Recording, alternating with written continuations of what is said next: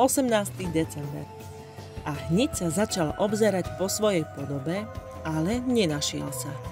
Nejako mimoriadne ho to neprekvapilo, veď sa rozhodol zmeniť spôsob života a začal dúfať, že bude svedkom svojej novozrodenej podoby. Temný prízrak stal pri ňom mlčky s vystretou rukou. Opustili rušnú ulicu a prešli do tmavých končín mesta, kde Scrooge ešte v živote nebol, hoci o nich počul a vedel, prečo majú zlú povesť. Ulice tu boli úzke, špinavé, domy ošarpané, ľudia otrhaní, opití, spustnutá bedač. Celá štvrť razila zločinom, neresťou a biedou. Hlboko v útrobách tejto vykričanej štvrte pod prečnievajúcou strechou kôlne stal nízky sklep. Obchodovalo sa tam so starým železom, handrami, fľašami, kostiami a masnými odpadkami. Pri piecke na drevené uhlie, postavenej zo starých tehál, uprostred tohto tovaru sedela asi 70-ročný sivovlasý ničovník a pokojne si pofajčieval fajku. Scrooge a duch sa ocitli v jeho spoločnosti práve vo chvíli, keď do sklepa vklzla žena s ťažkým batohom, v zápäti za ňou behla ďalšia s podobným bremenom a v jej petách vpadol do skliepka muž vo vyblednutom čiernom obleku. Pri pohľade na ženy sa zháčil, takisto ako oni, lebo všetci sa navzájom poznali. Po chvíli rozpakov, ktoré s nimi prežíval aj starec s fajkou, sa však všetci pustili do smiechu. Dajte predod upratovačke. Za ňou nech je na rade práčka, pohrebník nech je tretí. Starý Joe, to je náhoda. Čo povieš? Stretli sme sa tu, ani čo by sme sa boli dohovorili. Veď ste sa ani nemohli stretnúť na lepšom mieste. Poďte ďalej, do salóna. Už to tu poznáte. Však tu nie ste prvý raz.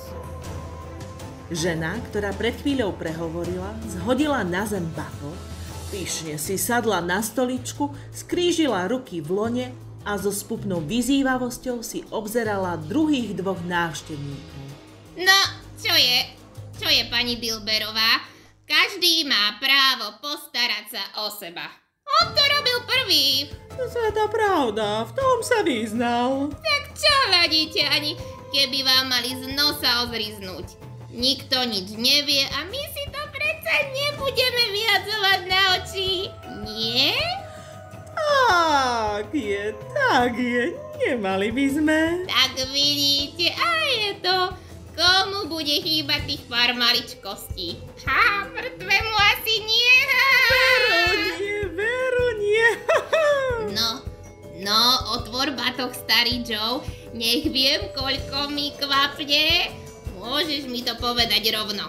Nebojím sa byť prvá, ale oni nech to pokojne vidia. Ale jej priatelia to z galantnosti nedovolili.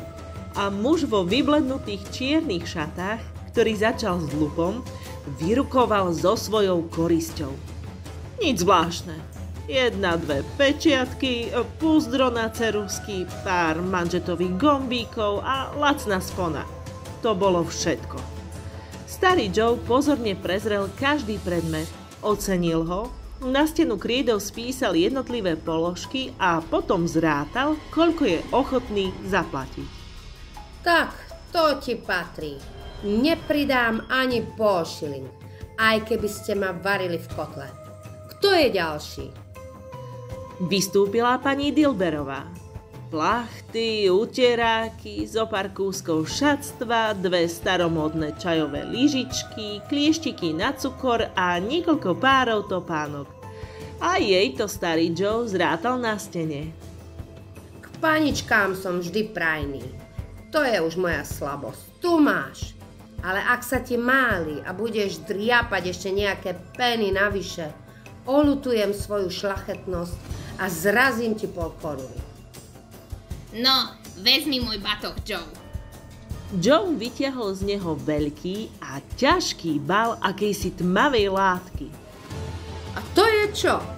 Veď sú to postelné závesy. Vary, nechceš povedať, že si ich aj s krúžkami stiahla dolu, ešte kým tam ležal. No, prečo nie? Ty sa teda nestratíš. Do smrti si nahlnobíš celý majetok. To je jeho paplón. No a či myslíš? Už sa bez neho zaobíde. Nechytí chrípku, tak čo? A na tej košeli, čo držíš, nenájdeš dierku ani najmenšiu chybičku. Aj keď si oči vyočíš, no, bola jeho najlepšia. Scrooge vydesene počúval tento rozhovor. Sedeli tam spolčení nad korisťou a v tom škamravom svetle starcovej lampy hľadel na nich s odporom a hnusom. Rozrehotala sa prvá žena, keď starý Joe vyťahol flanelové vrecko s peniazmi a každému dal jeho podiel. Duch, už chápem, takýto nešťastný koniec mohol stihnúť aj mňa. K tomu vedie môj život. Milosrdné nebo, čo je to?